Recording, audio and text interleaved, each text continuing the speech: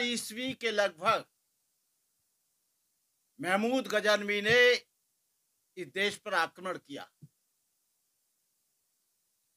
महमूद गजनवी गुजरात होता हुआ सोमनाथ आया और वो इस बात को जानता था कि भारत की जो सबसे ज्यादा संपत्ति सोना, चांदी, हीरे, मोती, जवाहरात मंदिरों में इकट्ठे होते हैं, और उसने यहाँ के तमाम मंदिरों पर, हिंदू मंदिरों पर आक्रमण किया और उसने सोमनाथ के मंदिर पर भी आक्रमण किया। सोमनाथ के मंदिर पर जब आक्रमण किया, उसमें एक शिव जी की मूर्ति लटकी हुई थी जो चुंबकीय बल से पूरब, पश्चिम, उत्तर, दक्षिण दोनों तरफ हैवी वो लगी हुई थी दीवारों के सहारे, और उस पर बीच में शिव जी लटके हुए थे।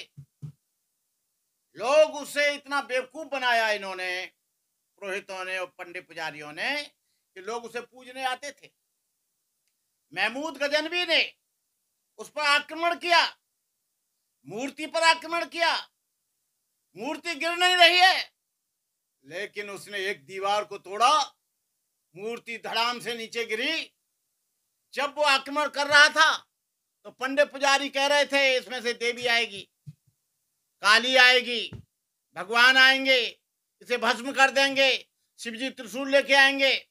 लेकिन इतिहास इस बात की गवाही देता है, मैं नहीं बोल रहा हूं, सत्यास प्रकाश का 11वां समुल्लास आर्य समाज का जो स्वामी दयानंद जी ने लिखा, उसमें लिखा है कि पंडित पुजारियों ने बहुत बड़ा शोषण किया और उसने उस मूर्ति को गिरा दिया।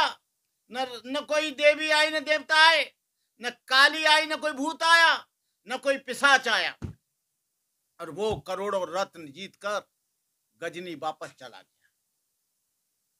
ये नोटों पर गांधी का फोटो छपा, ठीक है, क्योंकि उसके माता पिता का पता है, उसके एड्रेस का पिता है, वो राष्ट्रपिता हैं। बाबा साहब अंबेडकर का फोटो छपे तो वो संविधान दाता हैं। भगत सिंह का छपे तो उन्होंने देश के लिए कुर्बानी दी। ऊधम सिंह का छपे तो उन्होंने वहां पर जाकर डायर को मारा। ऐसे देश के जो सपूत लोग हैं और हमारे देश में जो देश के लिए कुर्बानी दे रहे हैं, उनका फोटो देने में हमको कोई ऐतराज नहीं है। लेकिन ये कह देना कि यहाँ की जीएसटी डाउन हो गई है और यहाँ की करेंसी डाउन हो गई है, देवी देवताओं के फोटो छपाओ। क्या देवी देवता अभी हैं क्या? पहले नहीं थे क्या? जो 1 रुपया के बराबर डॉलर था, आज डॉलर जो है इंटरनेशनल उसमें मार्केट में 88 और 84 रुपया पर पहुंच गया है। तुम्हारा 84 रुपया, उनका 1 रुपया बराबर है। यदि इसी तरह से धन लक्ष्मी जी की और देवताओं की फोटो छाप कर किया जाए तो यहाँ पर इतनी गरीबी ना रहे। यहाँ 25 करोड़ लोग भूखे सोते हैं, हजारों लोग भीख मांगते हैं, करोड़ों लोग मंदिरों के सामने बैठे हैं, हजारों बच्चे अरे सड़क चौराहे पर मिल जाएंगे, अनारों औरतें अपने जिस्म की तिजारत करती हैं। कितनी भुखमरी और तबाही इस लक्ष्मी वाले देश में, इस गणपति वाले देश में, और कहीं नहीं। देवताओं के बल से ये गोल्ड मेडल लाना चाहते हैं। हम कोई विरोध नहीं करते, ये आपकी अपनी आस्था है। हनुमान जी की पूजा करो, शिव जी की करो, राम की करो, कृष्ण की करो, और खूब पूजा करके आप जो है एशियन गेम्स में जाओ, वर्ल्ड गेम में जाओ। लेकिन हनुमान जी पहाड़ उखाड़ लाए, लेकिन हमारे देश के लोग ओलंपिक के गेम में उतने मेडल नहीं लाए जितना अमेरिका लाया, जितना कनाडा लाया, जितना और कंट्री लाए। कहने का मतलब यह है कि हम लोग देवी देवता के नाम से हम लोगों में अंधविश्वास फैला रहे हैं। अरे भाई, देश को मजबूत करो। अमेरिका किसी भी देवी देवता की पूजा नहीं करता।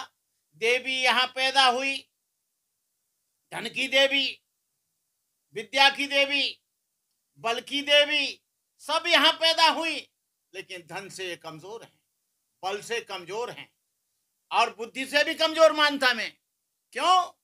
कि मैं पूछना चाहता हूं, कि लक्ष्मी जी कौन सी यूनिवर्सिटी में पढ़ी, उन्होंने कौन सा काम किया, उनका अता पता क्या है, उनके माँ बाप क्या करते थे, उन्होंने देश के लिए क्या कुर्बानी की, उन्होंने देश को कितना आगे बढ़ाया, उन्होंने कितनी जंगें जीती, उन्होंने कौन सा इकोनॉमिक फार्मूला बनाया, उन्होंने कौन सा मैनेजमेंट पास किया, उन्होंने कौन सा एमसीए किया, उन्होंने कौन सा एमसीए किया। कहने का मतलब यह है कि ये तरह तरह के, और मैं कहता हूं केजरीवाल आरएसएस की बी टीम है। इनको अंबेडकर का फोटो लगाना अच्छा लगता है, लेकिन अंबेडकर की बातें, अंबेडकर का धर्म अच्छा नहीं लगता। अंबेडकर का फोटो लगाकर ये समाज को, दलित शोषित पीड़ित लोगों को मिसगाइड करते हैं, कंफ्यूज करते हैं, इमोशनल करते हैं, जिससे कि उनका वोट इनको मिल जाए। लेकिन आपको बता दूं, बीजेपी की ये बी टीम है और ये आरएसएस से निकला हुआ व्यक्ति है। राजेंद्र पाल को केवल इस बात पर इस्तीफा ले लिया गया कि उसने 22 प्रतिज्ञा दी। एक तरफ अंबेडकर का फोटो लगा रहे हो, दूसरी तरफ अंबेडकर के दर्शन और विचार का विरोध कर रहे हो। एक तरफ फोटो लगा रहे हो, दूसरी तरफ अंबेडकर के सिद्धांतों को तुम नहीं मानते। इसलिए ये लोग ढोंगी लोग हैं, ये लोग बेईमान लोग हैं। आने वाले समय में चाहे तो गुजरात में हो, चाहे देश में हो, मैं देश के लोगों से अपील करना चाहता हूं कि आम पार्टी को और केजरीवाल को, जो सच्चा अम्बेडकरवादी है, तुम्हें कसम है बाबा साहब के मिशन की और संविधान की, कि एक भी वोट आप इसे दें। मैं चाहता हूं आप वोट उनको दीजिए जो आपकी विचारधारा के लोग हैं, वोट उनको दीजिए जो तुम्हारे अम्बेडकर को मानते हैं, वोट उनको दीजिए जो तुम्हारे बहुजन समाज के महापुरुषों का सम्मान करते हैं, वोट उनको दीजिए जो तुम्हारे दर्शन और तुम्हारी फिलॉसफी को मानते हैं। लेकिन हम केजरीवाल के और बीजेपी के, आरएसएस के बहुत आभारी हैं। हम उनको बहुत साधुवाद देते हैं कि उन्होंने इस मुद्दे को उठाकर हमारी 22 प्रतिज्ञाओं को यहां से नहीं, पूरी दुनिया के कोने कोने में पहुंचा दिया।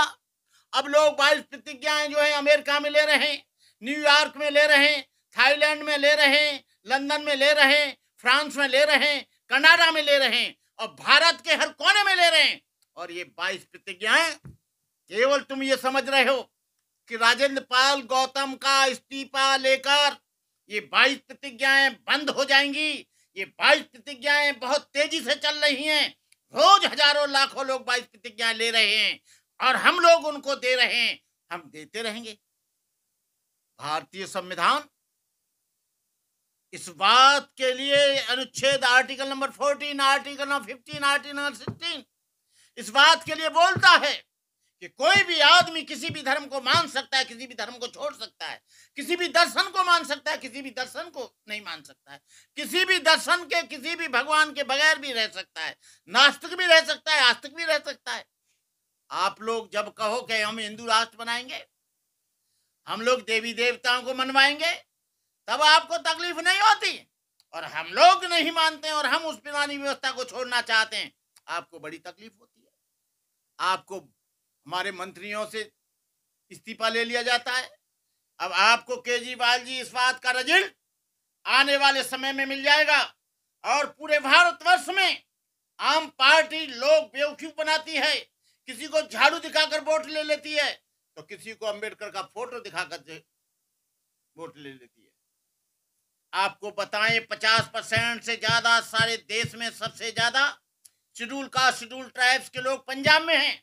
उनके वोट से तुम्हारी सरकार आई, लेकिन जब राज्यसभा में भेजने का काम आया, राज्यसभा में सदस्य बनाने का काम आया, तो आपको पंडित याद आया, ब्राह्मण याद आया, ठाकुर याद आया, बनिया याद आया, आपको झाड़ू वाला याद नहीं आया, वाल्मीकि आपको याद नहीं आया, रविदासी आपको नजर नहीं आया, चमार आपको नजर नहीं आया, क्योंकि उनके वोट को लेकर तुम सत्ता में आना चाहते हो। आने वाले समय में मैं देश के तमाम अम्बेडकरवादियों से, तमाम रविदासियों से, तमाम शेड्यूल कास्ट, शेड्यूल ट्राइब्स के लोगों से, तमाम वाल्मीकियों से मेरा निवेदन है कि झाड़ू को देखकर ये बहुत लोगों को ठगना जानते हैं, लूटना जानते हैं। आप लोग इसको बारीकी से समझो और अब इनको वोट नहीं देना है, कहीं भी वोट दे देना, लेकिन अब आम पार्टी को वोट नहीं देना है। और मैं कहता हूं आजाद समाज आम पार्टी भी ऐसी है